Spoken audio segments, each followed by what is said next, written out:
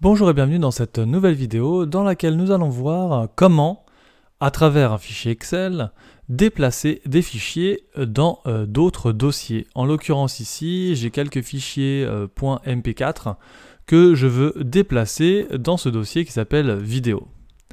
Alors, pour ce faire, j'ai d'abord utilisé un des codes que j'ai présenté dans une de mes vidéos qui permet de lister tous les fichiers d'un dossier. Donc là, j'ai bien tous les fichiers de mon dossier avec le nom du fichier aussi dans la colonne B.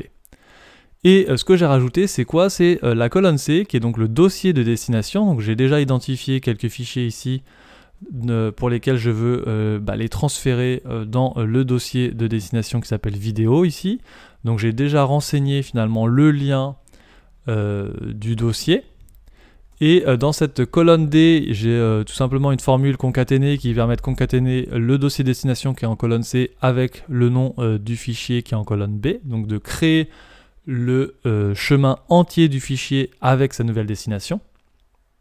Et j'ai mis une colonne E pour les messages d'erreur potentiels pour la macro qu'on va utiliser, qui va permettre donc de bouger les dossiers pour lesquels on a un dossier les fichiers pour lesquels on a un dossier de destination et tout simplement après remettre à jour du coup le chemin du fichier actuel en colonne A et de supprimer du coup cette valeur de dossier de destination en colonne C.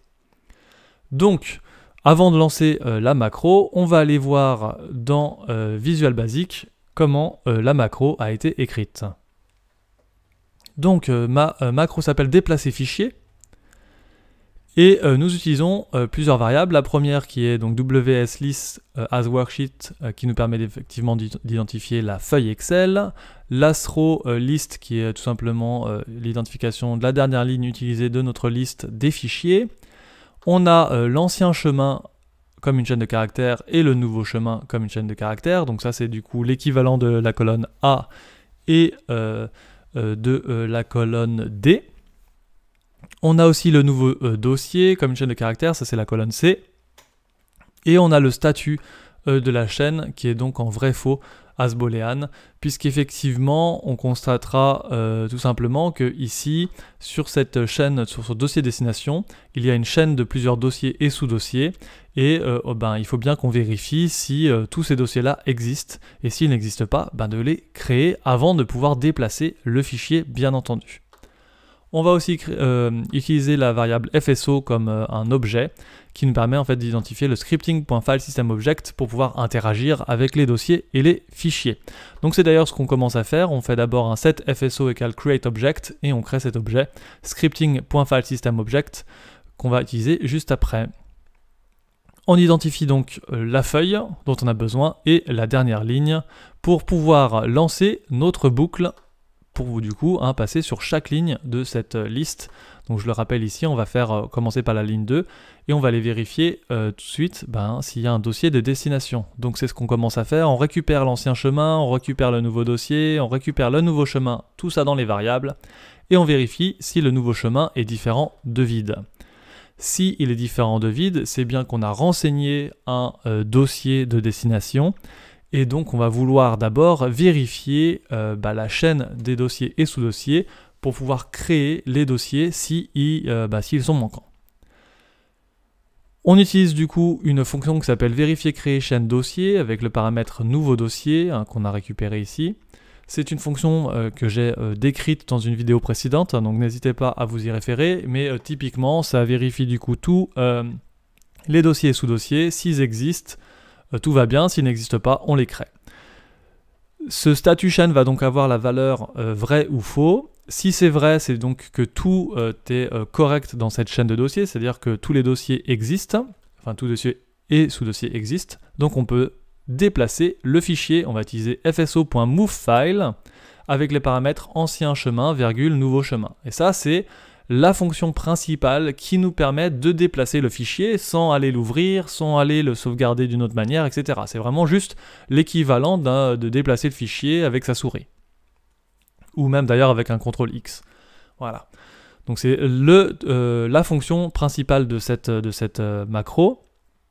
Ensuite, on va aller dans la feuille Excel, on va aller supprimer du coup le chemin du nouveau dossier, puisque du coup on a déjà déplacé le fichier et on vient mettre à jour le chemin actuel qui est donc en colonne A avec le nouveau chemin dans lequel nous venons juste de déplacer le fichier. Voilà.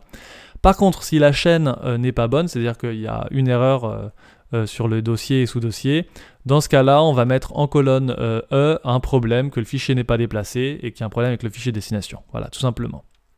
Donc maintenant qu'on a revu le code, on peut voir ici effectivement qu'il y a 4 vidéos que je veux déplacer dans mon dossier ici vidéo. J'en ai déjà une, il m'en faudrait 4 de plus. Donc on va aller lancer la macro pour voir si tout fonctionne. Je lance la macro, ça s'est déjà exécuté. On va pouvoir vérifier et effectivement j'ai bien mes 4 fichiers qui ont été déplacés sans que j'ai besoin effectivement d'intervenir. On voit aussi effectivement que les dossiers de destination ont disparu et que du coup ici le chemin actuel a bien été modifié puisqu'il intègre maintenant le dossier vidéo juste avant ici, puisqu'on voit effectivement que dans l'ordre ça a été changé, pareil ici, etc. etc. Donc tout a bien fonctionné. Je le rappelle ici dans mon code, une des choses effectivement les plus importantes, c'est bien entendu cette fonction fso.movefile, ancien chemin, virgule, nouveau chemin, donc les deux variables qui permettent donc de déplacer le fichier. Je rappelle, le FSO, c'est un objet qu'on crée au tout début avec le scripting.filesystemObject. Le reste, c'est vraiment pour s'assurer que tout fonctionne correctement, c'est-à-dire de vérifier que la chaîne des dossiers et sous-dossiers existe, mais si vous en êtes certain dès le début, vous n'avez pas forcément besoin de cette fonction, et donc effectivement, vous pouvez tout de suite aller au niveau du déplacement de fichiers. Voilà, j'espère que cette vidéo vous sera utile. Si vous avez des questions, n'hésitez pas à les laisser en commentaire.